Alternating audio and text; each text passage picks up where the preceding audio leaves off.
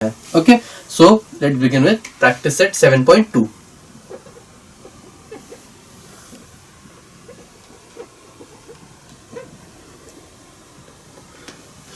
पहला क्वेश्चन है हमारे पास, the information about numbers of co-workers and number of toys to complete a work given in the following table, complete the table. Okay, एक table है, number of workers और number of days. Okay,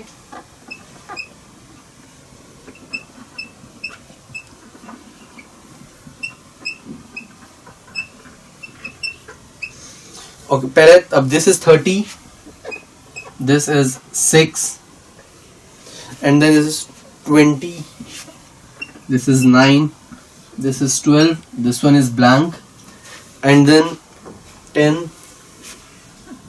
this one is blank, and then this is 36 and this one is blank.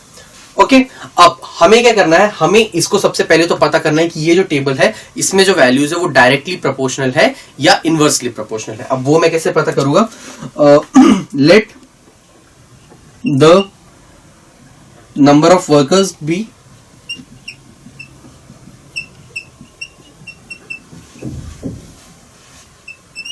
x and number of days be y. मैंने सबसे पहले इसको x और इसको y मान लिया ताकि मैं बार बार मुझे नंबर ऑफ वर्कर्स और नंबर ऑफ डेज ना लिखना पड़े. अब लेट्स अज्यूम, ओके सबसे पहले तो चेक कर लेते हैं कि ये डायरेक्टली प्रोपोर्शनल है या नहीं है. ओके, सो उसके लिए हम क्या करेंगे कि first we decide whether the variation is direct और इनवर्स. ठीक है, सबसे पहले first we decide whether the variation is direct और इनवर्स. ओके, अब वो डायरेक्टली प्रोपोर्शनल है या इनवर्सली प्रोपोर्शनल है, सबसे पहले हम वो चेक करेंगे.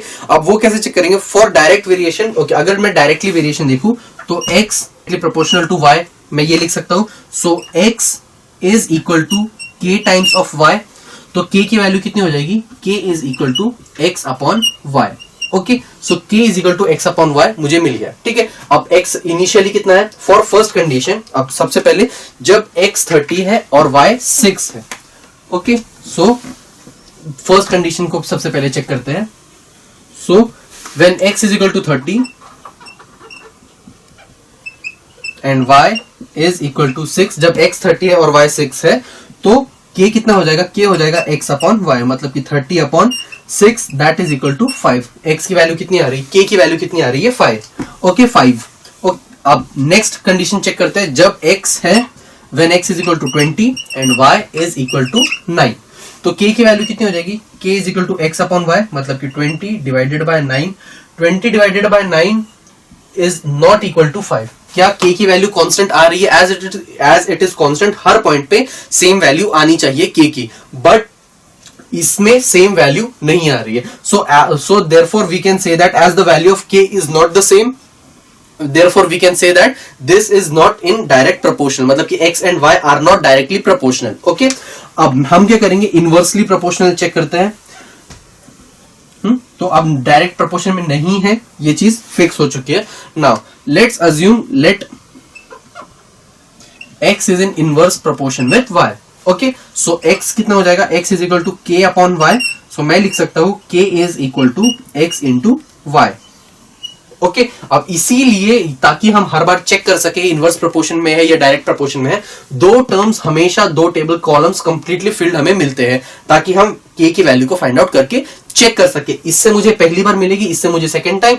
अब दोनों सेम आ रहे हैं, मतलब कि अब वो डायरेक्ट इनवर्स प्रोपोर्शन में है या इनवर्स प्रोपोर्शन में है मैं पता कर सकता हूं. सो k की वैल्यू इनिशियली देखे, when x is equal to 30 and y is equal to 6, तो मैं यहां पर लिख सकता हूं k is equal to 30 into 6 that is equal to 180.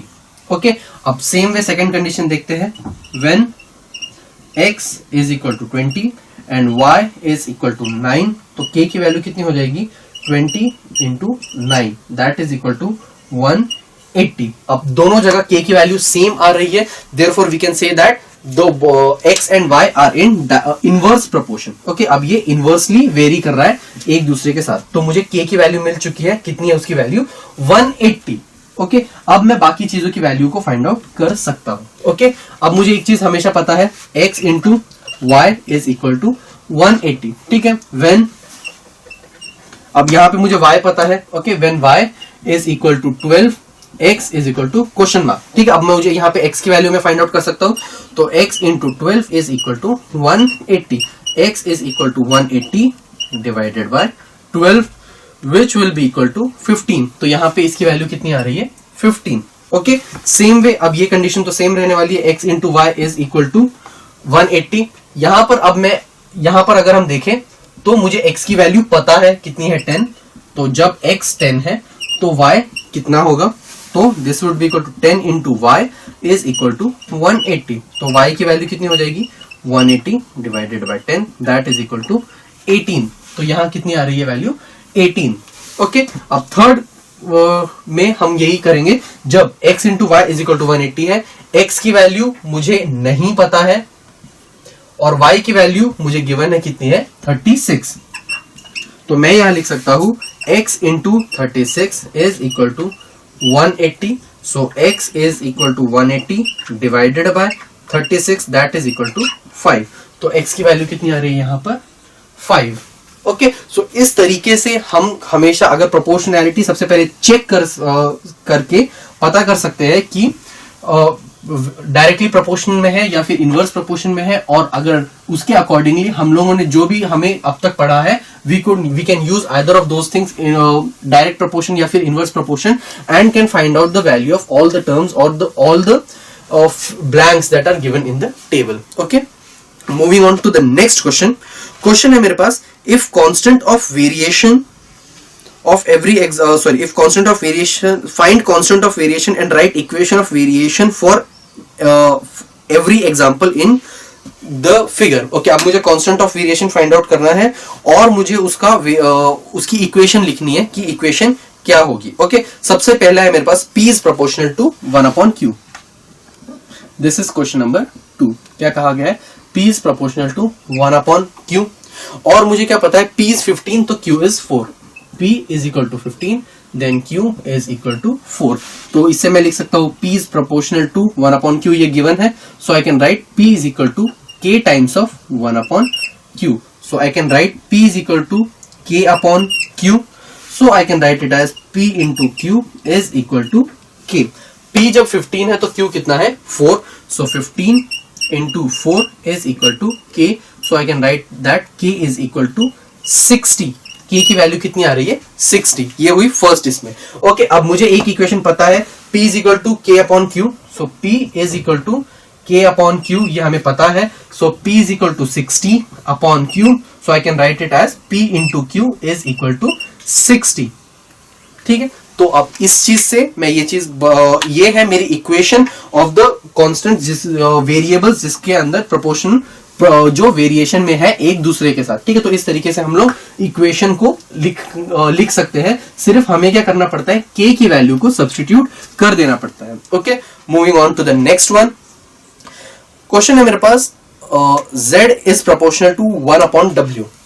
z is proportional to 1 upon w when z is 2.5 w is 24। when z is equal to 2.5 W is equal to 24।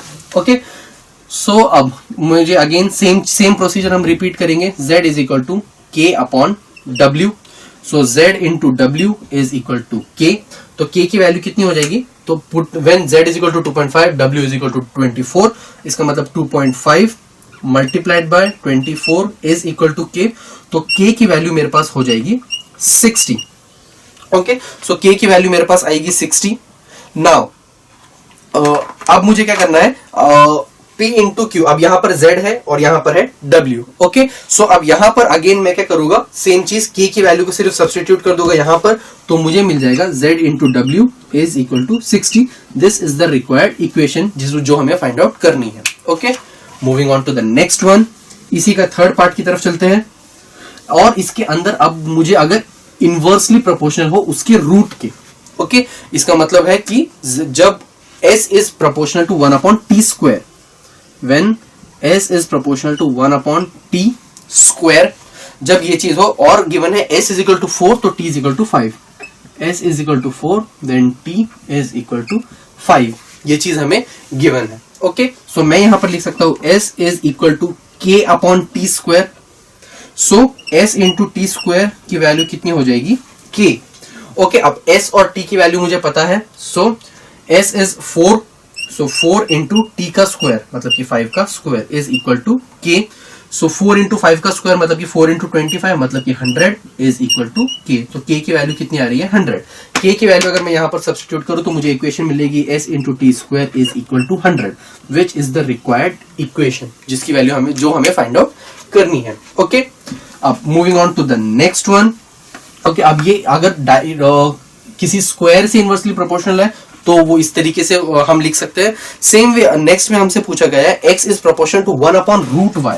Okay, x is proportional to 1/√y।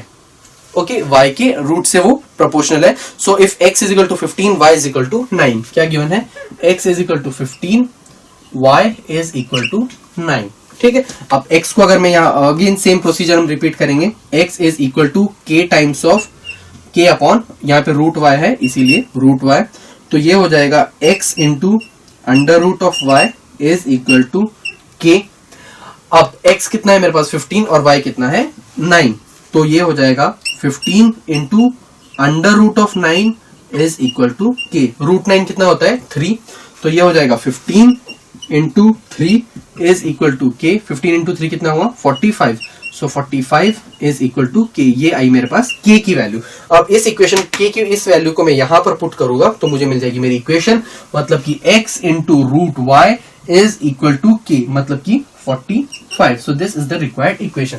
That's it, this is all we had to do इस चीज को solve करने के लिए।